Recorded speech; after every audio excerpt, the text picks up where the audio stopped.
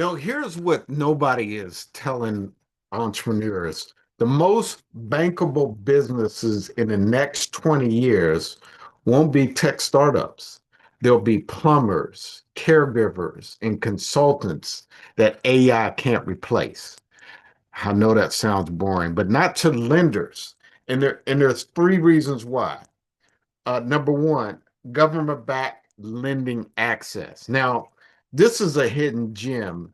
Lenders, especially the SBA, they favor businesses that create jobs, not just scale very fast. That means that if you're in a trade, health services, specialty education, or any labor-based industry, you're in the funding sweet spot. You can qualify for low interest loans and long term and flexible lines of credit that AI heavily businesses won't even be eligible for. All right, number two, predictable long term cash flow. So, AI resilient businesses are often built on recurring local demand. So, AI can't fix your AC, clean your house, or care for your parent. Would you want them to care for your parent? So the revenue keeps flowing and make lenders feel safe. So stable, repeatable income equals better loan terms. Now that's how you truly get leverage. And then number three, stronger valuations plus exit strategy. So investors look ahead, and businesses with long-term relevance are worth more, even if they grow slower.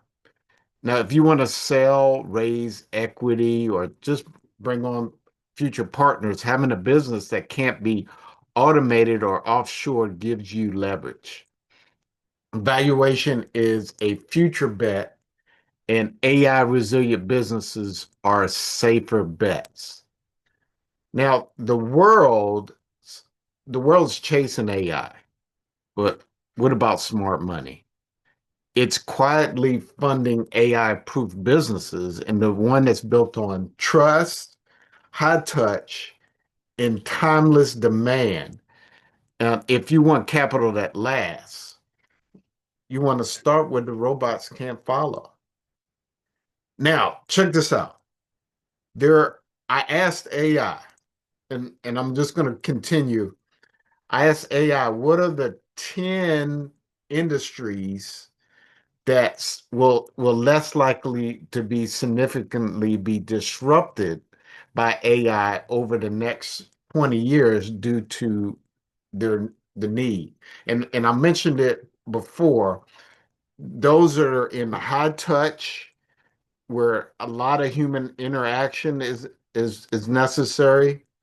Those that are manual dexterity and mobility in unstructured environments, uh, deep trust with emotional intelligence, heavily regulated or localized complexity, right?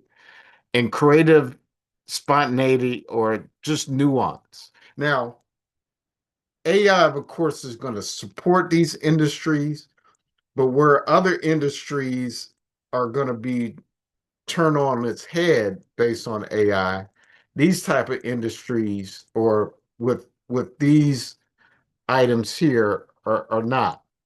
And so I mentioned here, there are 10 categories of businesses that relatively AI resistance with a little brief explanation. So number one, skilled trades that I mentioned. Examples would be electricians, plumbers, HVAC, auto mechanics. Now, some of these were involve hands-on work in varied environments, and they require mobility, adaptability, and physical skills that the robots and AI can't replicate at scale. Because that's the whole thing. AI is really good at tasks, reputable tasks over and over and over again. Uh, Number two, health and personal care. And so those examples are nurses, physical therapists, home health aides, as well as caregivers.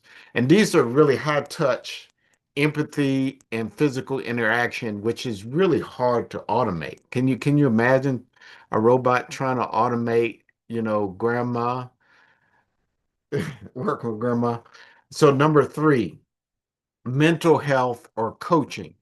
And examples of this are therapists, life coaches, as counselors, and these require trust, emotional nuances, and contextual listening are deeply human and difficult for AI to replicate meaningfully. Number four, early childhood and special needs education. So the examples of daycare, special ed, speech therapy, and this requires emotional intelligence, constant adaptation, and trust from parents. AI can assist in some of these, but it can't replace this. Even if AI would be helping with this, someone's going to have to manage this, right? Number five, artisanal and custom craft businesses.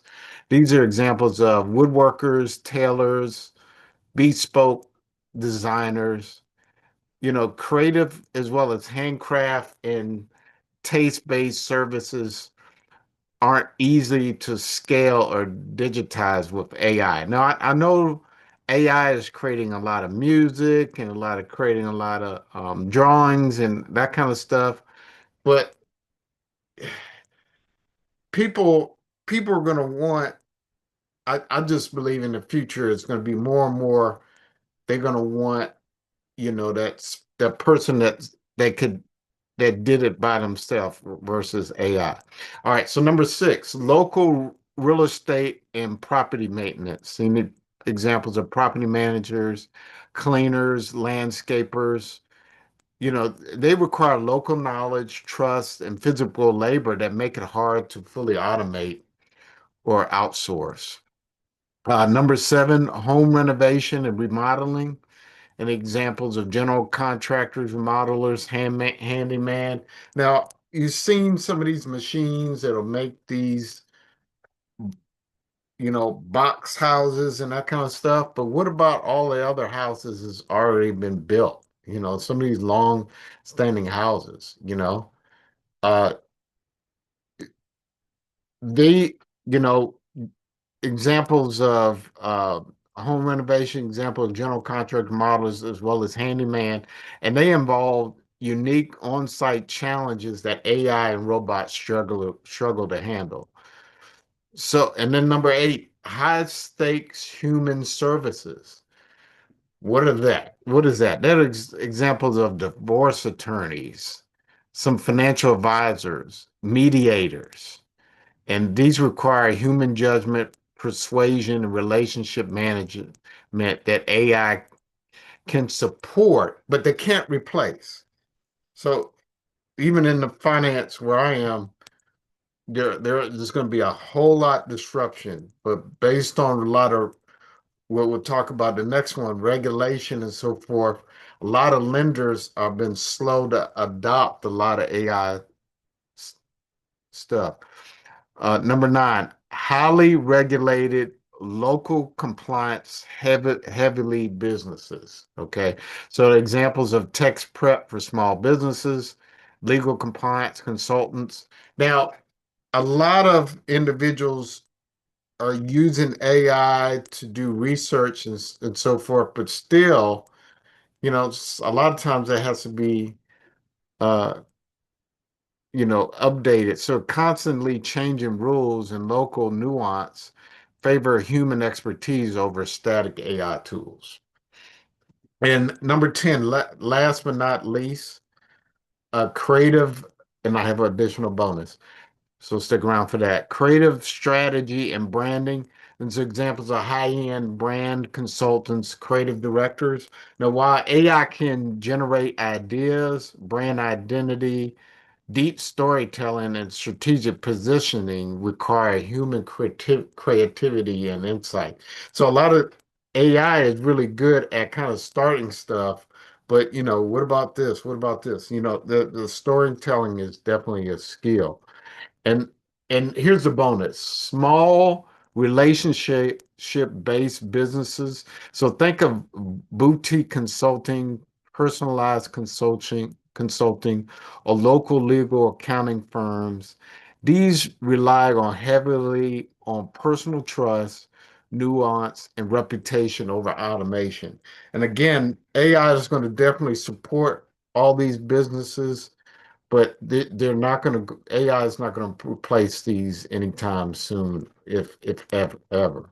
So what do you think about these? This is what AI actually provided. So what do you think about these?